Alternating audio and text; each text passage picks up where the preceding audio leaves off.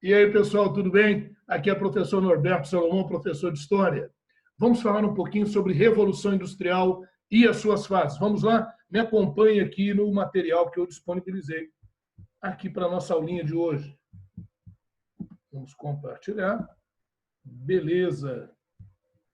Dando aquela ampliadinha tradicional, fica mais fácil para a sua visualização, não é isso? Olha aí, pessoal. O que acontece? A pergunta que não quer se calar, né? O que é a indústria? O que é a indústria? Ora, a indústria é a atividade humana de transformar matéria-prima em bens, né? Em produtos, em bens.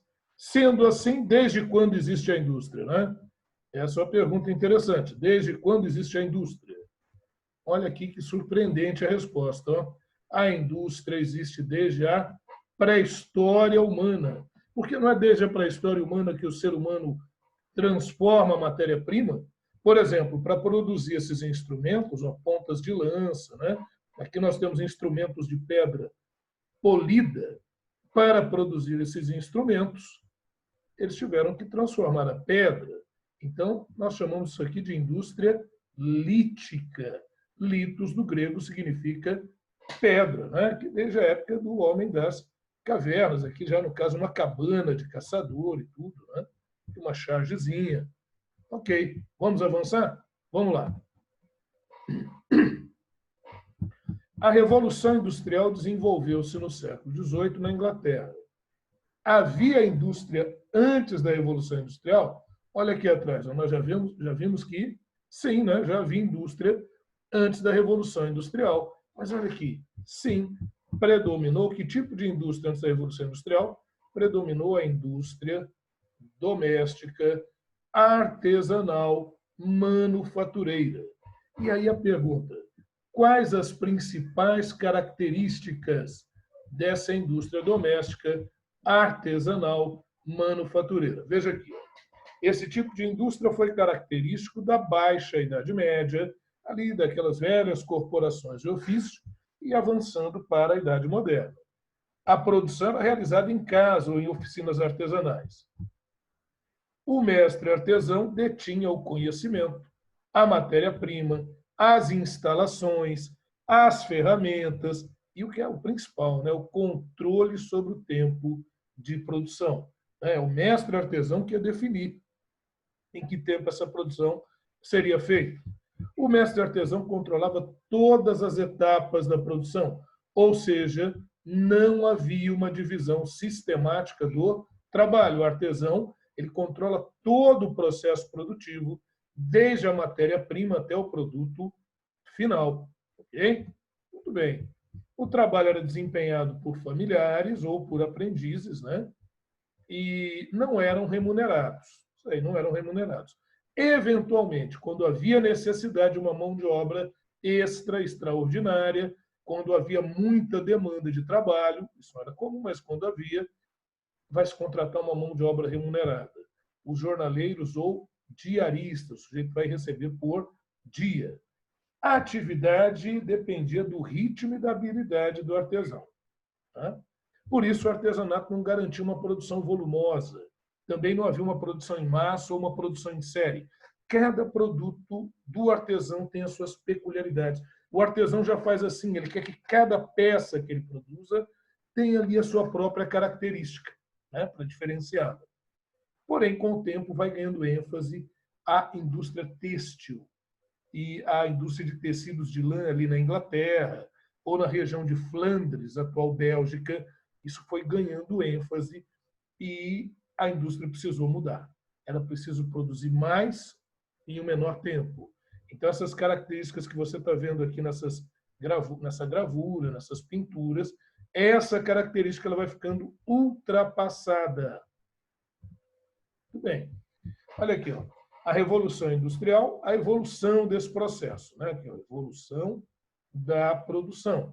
Você vai ver isso ainda em outras oportunidades aqui na nossa aula, porque eu sempre coloco um elemento comparativo.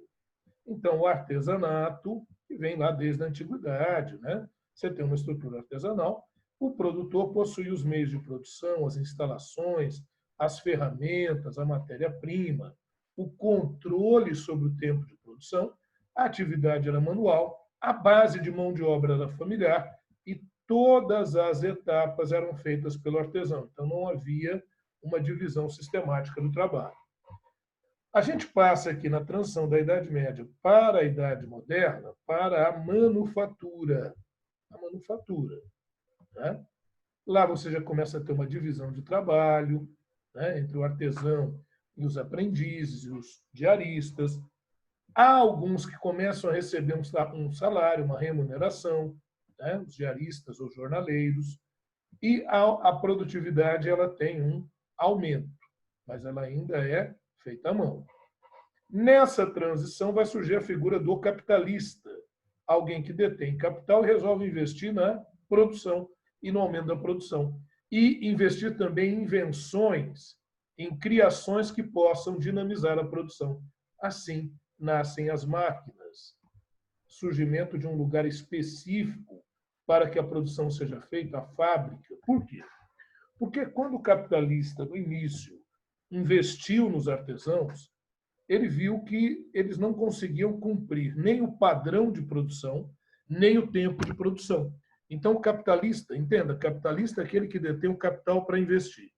Ele começou a pensar o seguinte: se eu pudesse reunir todos esses trabalhadores no mesmo espaço físico, sob uma rígida carga de horário e de produção, e sob rígida vigilância, eu teria maior produtividade, consequentemente, maior lucro. Tá? E assim ele fez. Só que muitas vezes ele viu que quando o artesão não ia, ele não tinha elementos para substituí-lo. Então ele pensou, já sei, eu vou fragmentar o processo produtivo, de maneira que cada um vai fazer só uma coisa, só uma parte, só uma etapa desse processo. Assim fica mais fácil eu substituir a mão de obra, caso ela venha a faltar, né, ao trabalho, ou se eu quiser substituir mesmo para pagar salários mais baixos. Então, isso vai garantir o trabalho nas fábricas. Então, a fábrica é um espaço físico de produção que se desenvolveu a partir da Revolução Industrial. Nessa passagem aqui é que nós temos a Revolução Industrial, o início da Revolução Industrial. Trabalho com máquinas e o trabalhador vende a sua força de trabalho. Então, agora, quem produz, o produtor direto, ele não é mais dono dos instrumentos, ele não é mais dono das instalações, ele não é mais dono nem do tempo, porque ele vai vender o seu trabalho e, consequentemente, ele vai vender também o seu tempo. Ok? Vamos lá. Quem vai sair na frente na Revolução Industrial? Então, nós vamos ter aqui o pioneirismo inglês. Tá? Pioneirismo inglês na Revolução Industrial. Ok? A que se deve esse pioneirismo da Inglaterra? Né? Então, ocorreu devido a um conjunto de fatores, iniciados principalmente com as grandes transformações ali no século XVII. Quais sejam? Os cercamentos e as revoluções burguesas. Esses elementos modificaram profundamente a história da Inglaterra, além do mais, o tipo de mercantilismo que a Inglaterra desenvolveu. Eu relacionei aqui para vocês, para ficar mais fácil de vocês me acompanharem. Olha a primeira coisa que a gente colocou. Fatores econômicos, as leis de cercamentos. Então, lá na Inglaterra, pessoal, o feudalismo ele se desenvolveu de forma diferente do feudalismo que nós observamos em outras regiões, né? Da Europa. Né? A gente estuda basicamente o feudalismo francês. Na Inglaterra, o sistema era de open fields, de campos abertos. Então, o camponês poderia produzir em qualquer faixa de terra, e o rei mandava para lá um emissário, um conde, né? Na Inglaterra era um xerife, para cobrar os tributos. Era assim que funcionava na Inglaterra, basicamente. Porém, com o aumento dos negócios de tecidos de lã, era necessário mais terras disponíveis para criar ovelhas e extrair a lã para fazer o tecido. Assim, era necessário expulsar os camponeses dos open fields, dos campos abertos, dos campos sem vedação. Eu costumo dizer que, na Inglaterra, no século XVII, se fez uma reforma agrária às avessas, porque, normalmente, numa reforma agrária, você dá terra para aqueles que não têm, para os despossuídos, para os mais pobres. No caso da Inglaterra, não. Esses mais pobres, eles vão ser expulsos desses campos abertos, esses campos serão cercados e privatizados. Então, a gente vai ter a privatização dessas terras e a terra agora encarada como capital. Então, nota essa mudança na mentalidade, essa mudança na concepção. Olha, leis de cercamento, iniciadas ainda no século XVI, foram sendo editadas por sucessivos reis ingleses, mas maior ênfase meados do século XVII até o século XVIII. Essa alteração constituiu na privatização de terras, que eram de uso comum dos camponeses. Qual o termo usado? Open fields, pode aparecer assim numa provinha. Vão se transformar em enclosuries. Tá? Então, a transição das open fields para as enclosuries. O objetivo dessa medida era liberar terras para servirem como pasto para a criação de ovelhas, que visava a produção da lã, matéria-prima, indústria têxtil. Fácil, fácil, não é, pessoal? Tranquilo? Estamos avançando aqui para antecedentes da Revolução Industrial, ok? Como resultado da política de cercamentos, houve intenso êxodo rural, que camponeses vão ser expulsos da terra. Eles vão para onde? Eles vão para as cidades, eles vão ser desocupados e desabrigados, eles se tornam uma mão de obra muito barata, né? Você vai ver mendicância nas cidades, você vai ver repressão do governo inglês e as leis contra a vadiagem, e aí esse sujeito se presta a trabalhar por qualquer valor. Então, isso já fornece também uma mão de obra barata nas cidades, o que será importante para a Revolução Industrial. Olha o que eu coloco aqui. Essa vasta quantidade de camponeses, sem meios de sobrevivência, garantiu a disponibilidade de uma mão de obra urbana barata. Isso foi essencial para o desenvolvimento das indústrias. Tranquilo? Muito bom. Vamos avançando. Vamos lá. As características peculiares próprias do mercantilismo inglês também favoreceram, olha aqui, ó, esse termo, a acumulação primitiva de capitais, uma espécie de poupança interna que será usada para a indústria, fundamental para o pioneirismo inglês na Revolução Industrial. Tá? Como é que era esse mercantilismo? Intervencionismo estatal, balança comercial favorável e protecionismo alfandegário. Lembra que a balança comercial favorável se baseia em exportar mais, importar menos. Como é que eu exporto mais e importo menos? Estabelecendo tributos, né, uma série de tributos sobre os produtos importados, protegendo assim o mercado interno. Estímulo aos atos de curso, que é a pirataria sob contrato, normalmente o Estado francês, inglês, holandês, que foram países que entraram tardiamente nas grandes navegações, vão se valer da pirataria por contrato. Bom? Estímulo às manufaturas, destacadamente dos tecidos de lã, e a criação de companhias de comércio. Okay? Olha, havia na Inglaterra grandes reservas de carvão e ferro. Isso também foi essencial para o pioneirismo inglês, né? São fatores econômicos. Fatores políticos que colaboraram para o pioneirismo inglês na Revolução Industrial. Ó, século XVII, burguesia se revolta, burguesia em sua maioria puritana. O que são os puritanos? Os calvinistas, os protestantes calvinistas se rebelam contra o rei Carlos II, derrubam o rei e o executam. E quem assume é Oliver Cromwell, gerando um período de uma curta república, que foi de 1649 a 1658.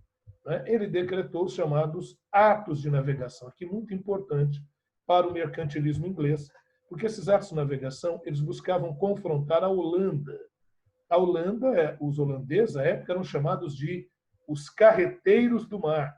Eles viviam muito do frete de mercadorias em seus navios. E a Inglaterra viu que aquilo era um bom negócio. E a Inglaterra era um ponto estratégico para o comércio no Atlântico Norte. Então, os atos de navegação eles têm endereço.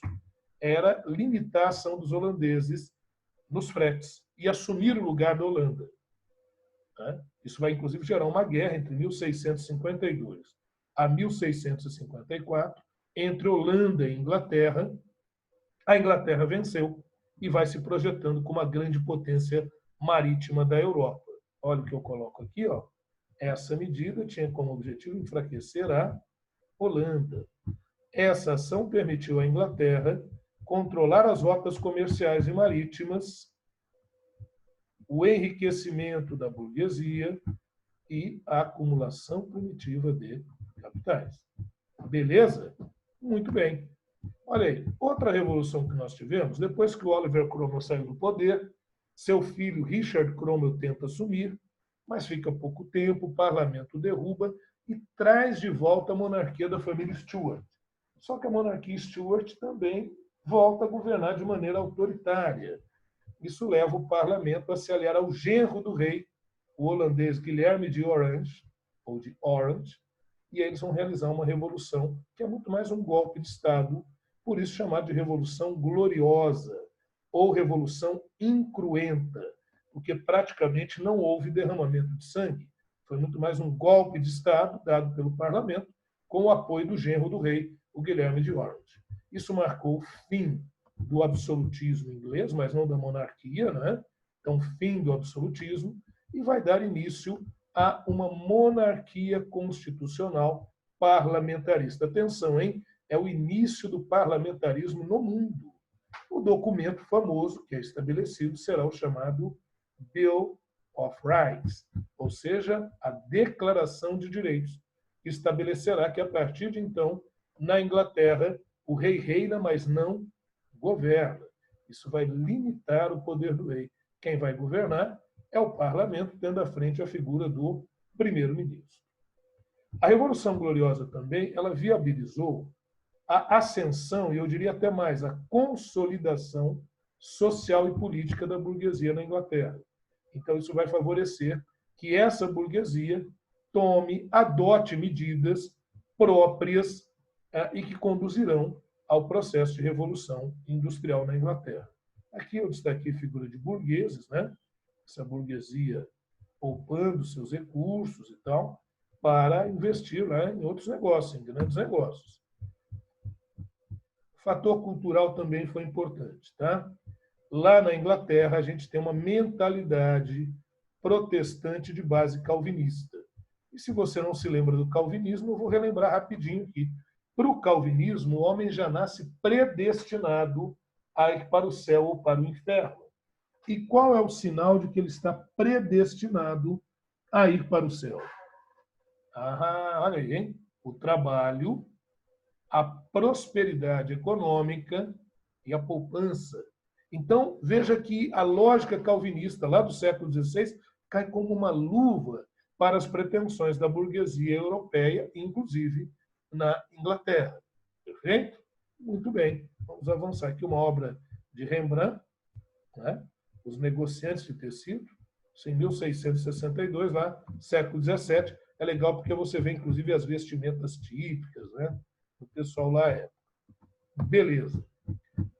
Quais as principais características da indústria fabril maquinofatureira? Porque nós vimos as características da indústria artesanal manufatureira e da maquinofatureira. Então, ó, surgimento do capitalista, quer dizer, esse indivíduo que tem recursos para investir, para empreender, a princípio contratavam os artesãos para produzirem apenas algumas peças. Então, eles terceirizavam a produção.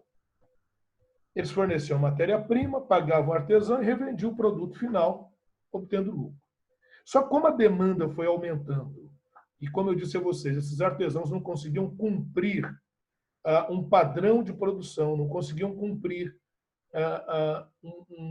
um tempo determinado, um prazo para produzir, esse capitalista vai fazer mudanças. Olha, a necessidade do capitalista em garantir um padrão de produção, olha aqui, ó, um controle sobre o tempo de produção e sobre o desempenho do trabalhador levou ao surgimento das fábricas.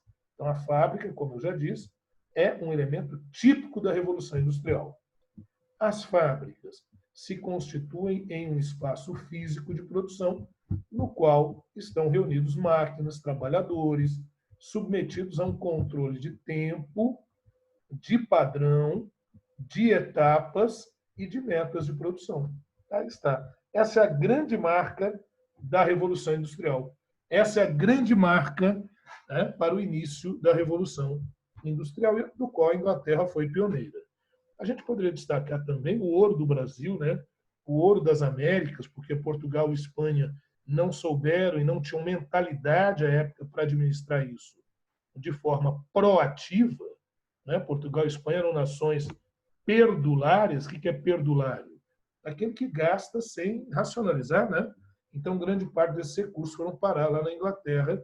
Peço a você, meu querido estudante, minha querida estudante, que não se esqueçam, no caso aqui do Brasil, de Portugal, do Tratado de Methuen, de 1703, o Tratado de Panos e Vinhos, que garantiu que grande parte dos recursos do Brasil, da colônia portuguesa à época, fossem parar na Inglaterra. Perfeito? Bom, o trabalho do artesão é substituído pelo trabalho do operário, nessa mudança de manufatura para indústria fabril. O operário conhece apenas uma etapa da produção, aquilo que eu falei de você fragmentar as etapas de produção e o indivíduo fazer só aquele trabalho. A vantagem disso era a fácil reposição de mão de obra e de mão de obra barata, e ocorre a divisão sistemática do trabalho. A produção em massa e em série já se iniciam já na própria primeira fase. Os trabalhadores passaram a ceder sua força de trabalho, seu tempo, em troca de um pagamento, de uma remuneração, de um salário. Surge aí, então, proletariado. Aliás, uma expressão que é da Roma Antiga, né? Lá na Roma Antiga, proletário era um indivíduo pobre que não tinha nada a não ser prole, a não ser filho. Né? O Karl Marx, esse termo é resgatado pelo Marx, pelos pensadores de esquerda, chamando a classe operária de proletariado. Né? Aqui uma imagem, né, uma pintura das cidades da época, né, cidades como Birmingham, como Manchester, né, fábrica, fumaça para tudo quanto é lá, que é a base é do carvão, e aqui já você está vendo máquinas com polícia, está vendo todo um processo aqui, e garotos, né, era muito comum a exploração do trabalho infantil. Bom, aqui para o seu entendimento mais claro, quantas fases nós tivemos na Revolução Industrial? Antes da gente trabalhar cada uma delas, quantas fases? Classicamente, a gente tem 3 fases. Classicamente, você pegar um livro de história, você vai encontrar aquelas 3 fases. Mas aqui nós vamos trabalhar com 4 fases. Tá? Não aqui nesse momento, mas no nosso estudo de Revolução Industrial. Então, a primeira fase, fim do século XVIII, meados do século XVIII, até meados do século XIX. Características. Máquina a vapor, está aqui, ó. A filadeira ou fiandeira, né? Ferrovias, utilização do carvão e metais, manufatura para maquinofatura, a transição da manufatura para a maquinofatura. Segunda fase da Revolução Industrial. Vai pegar a segunda metade do século XIX e a primeira metade do século XX. Aí você já tem a novidade que no lugar do carvão e tal, você vai usar a eletricidade. Vai usar também o petróleo, motor de combustão, né? A fundição de aço. Início das tecnologias de comunicação. Telefone, rádio, cinema. Né? Terceira fase. Você já viu que eu já coloquei ali um computadorzinho. Então, a informática é um elemento importante. Aqui está nos 60, mas a gente poderia pegar nos 50, daí para frente, até os dias atuais, se eu for trabalhar com essas 3 fases só, onde eu tenho a biotecnologia, a nanotecnologia, a mecatrônica, os satélites, os cabos de fibra ótica, né? Enfim, esse o modelinho. Deu para pegar? Vão ter mais classificações aí à frente. Vamos embora? Vamos ver aqui uma outra classificação. Primeira Revolução Industrial, RI Revolução Industrial, tá? Quando? Fins do século XVIII. Tá? Onde? Quem? Inglaterra. Energia, carvão. Setores predominantes, têxtil e siderúrgica, mas a indústria movida a vapor. Tranquilo? Segunda Revolução Industrial, fins do século XIX, ó, vai ampliar a industrialização para outros países além da Inglaterra, Estados Unidos, França, Japão, Alemanha recém-unificada, e até mesmo o Brasil, século XIX, segundo reinado, era Mauá. Né? Aqui eu já tenho petróleo e eu já tenho a invenção do dínamo, que permitirá a construção de turbinas para as hidrelétricas. Indústria petroquímica, já tenho o automóvel, indústria automobilística, metalurgia e o motor a combustão. Maravilha. Terceira Revolução Industrial, meados do século XX. Dianteiro, Estados Unidos e Japão, porque em função da Segunda Guerra Mundial, a Europa perdeu o protagonismo. Então, quem ganha protagonismo na indústria. Uma novidade, além de eu ter energia do petróleo, energia hidrelétrica, eu também vou ter energia nuclear.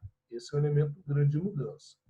Indústria aeroespacial, robótica, transportes, o toyotismo com just-in-time, a produção sob demanda, a biotecnologia, a química fina. Aí, um outro quadrozinho para você ir memorizando isso, para que não haja erro. Né? Bem, primeira Revolução Industrial. Qual a característica fundamental, né, da primeira Revolução Industrial? 1750 a 1850. A primeira Revolução Industrial teve início onde? Já vimos lá atrás, na Inglaterra no século XVIII, e olha o período, 1750 a 1850, eu coloquei aqui em cima também, para que você pudesse visualizar direitinho. Né? Essa fase foi caracterizada por diversas descobertas que favoreceram a expansão da indústria, porque a gente vai ter a introdução das máquinas. Tranquilo? E vamos ter a passagem da manufatura para o sistema fabril. Né? Ou seja, aquela indústria doméstica, artesanal, manufatureira, vai transitar para a indústria fabril maquinofatureira. Ocorreram invenções como a máquina de fiar, isso era feito à mão antes, o tear mecânico. Qual que é a diferença, professor, entre a máquina de fiar, roca, chamada roca, e o tear? A máquina de fiar, pessoal, pega a fibra animal ou vegetal e transforma em linha, em fio. Uma vez transformado o fio, isso vai para o tear onde vai tecer, onde vai produzir o tecido. Tá? Máquina a vapor, que é a grande invenção do período, resultou na mecanização dos processos. Predomínio e expansão das indústrias têxteis, metalúrgica, e já começa o transporte de carga e minimamente o de pessoas. A preocupação muito mais era o transporte de carga. O uso do carvão para alimentar as máquinas foi essencial nesse momento, nesse período. Segunda Revolução Industrial, 1860, olha, ficou com um parêntese duplo aqui, que bonitinho, né? A 1945. O que a gente teve aqui? Consolidação do progresso científico e tecnológico, aço, eletricidade, lâmpada, motor de combustão interna, uso do petróleo, telégrafo, telefone, televisão, cinema, rádio, avanços na área da medicina, da química, como a descoberta de antibióticos, vamos lembrar aqui a penicilina, né? Descoberta de vacinas. Agora, a industrialização não se restringia somente à Inglaterra, hein? Nesse momento, outros países vão se industrializar. Eu coloquei lá França, Bélgica, Alemanha, Estados Unidos, Japão. Japão da era Meiji, era das luzes no Japão, ou Meiji. Brasil era Mauá. Olha, até o Paraguai, com o governo de Solano Lopes, se industrializou nessa segunda fase da Revolução Industrial. Agora, além de servir de combustível, o petróleo também era matéria-prima para outros produtos, para outros derivados, inclusive para polímeros, né, que começam a ser produzidos. Agora, ao mesmo tempo que houve progresso, a gente está vendo essa progressão danada.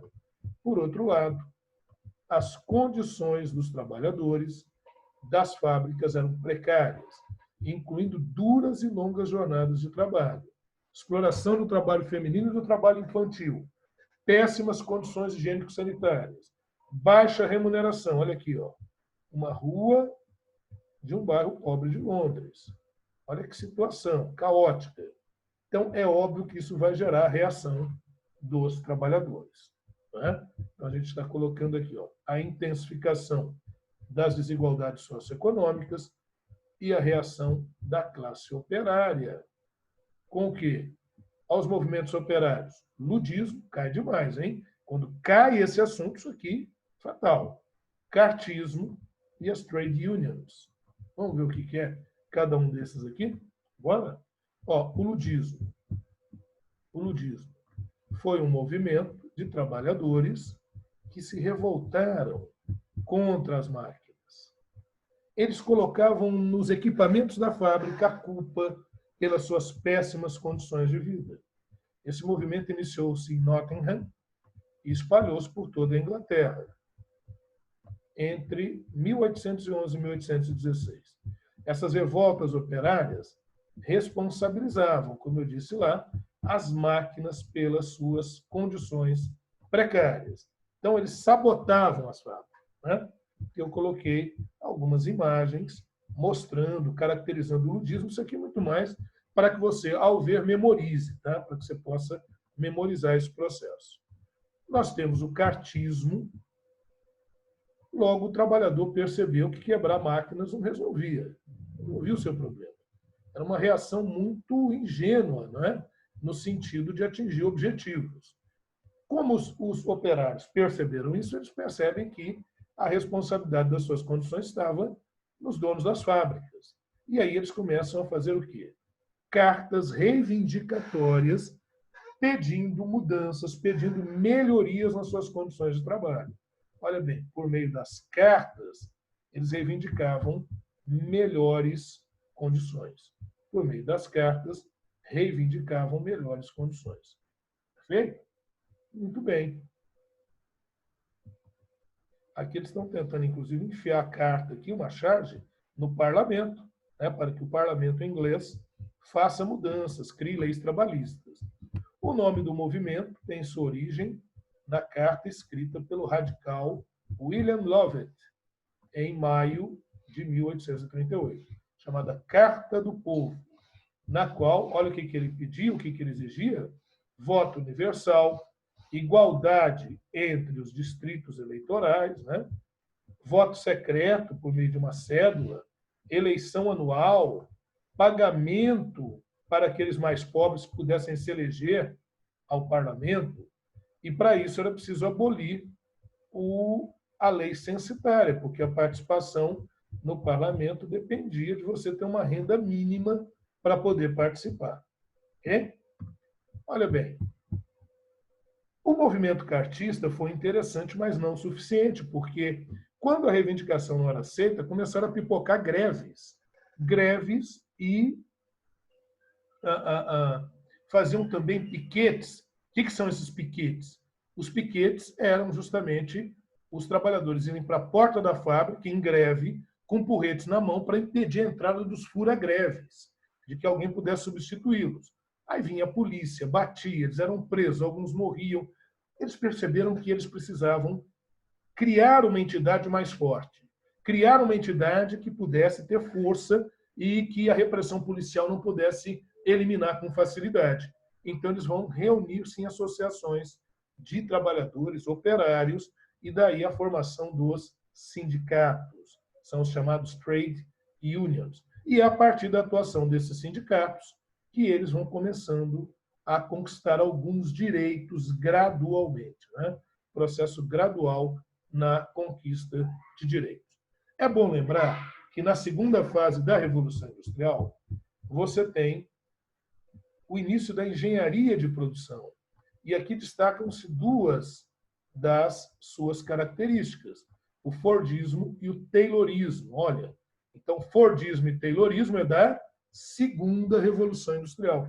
Revolucionaram o sistema de produção das fábricas com as famosas esteiras rolantes. Tá? Eles dinamizaram e otimizavam o processo, né? Ao mesmo tempo que geravam mais lucro para a classe detentora dos recursos, dos meios de produção. Aqui eu coloquei o Fordismo, né? Que é aquela linha de montagem. Muita gente acha que o grande lance do Fordismo foi a produção em série. Não, a produção em série já existia. Ele vai otimizar a produção em série por meio da linha de montagem. A grande invenção do Fordismo é a linha de montagem. Já o Taylorismo, e aqui o filme Tempos Modernos, uma cena que eu gosto muito, é até uma cena inicial, porque o Taylorismo está voltado para o controle das ações do trabalhador. A gente pode dizer que o Taylorismo é o iniciador aí do chamado recursos humanos, mas de uma maneira bem fria, né? O trabalhador é apenas uma extensão da máquina. Então, no filme Tempos Modernos, numa sátira, um inventor propõe um mecanismo pelo qual o trabalhador pudesse comer, que é uma espiga de milho, para que o trabalhador pudesse comer enquanto trabalhava, assim ele não perderia tempo. Então, essa é a ideia, né? Essa, assim, uma sátira à ideia do Taylorismo. Olha aqui, ó, pessoal, tem um quadrinho, de um lado a gente tem o Taylorismo, do outro lado a gente tem o Fordismo, eles não são opostos, eles se complementam. Então, aqui a separação do trabalho por tarefas e níveis hierárquicos. Aqui o Fordismo complementa com a produção e consumo em massa. Racionalização da produção. Tudo dentro de um rigoroso planejamento. E aqui, extrema especialização do trabalho, lá na linha de montagem, na esteira, né? Controle do tempo de produção, isso rigidamente controlado. E aqui, rígida padronização da produção. Sabendo que aqui controla mais a produção e aqui controla mais o comportamento do trabalhador e de como devem ser as relações no trabalho. Estabelecimento de níveis mínimos de produtividade.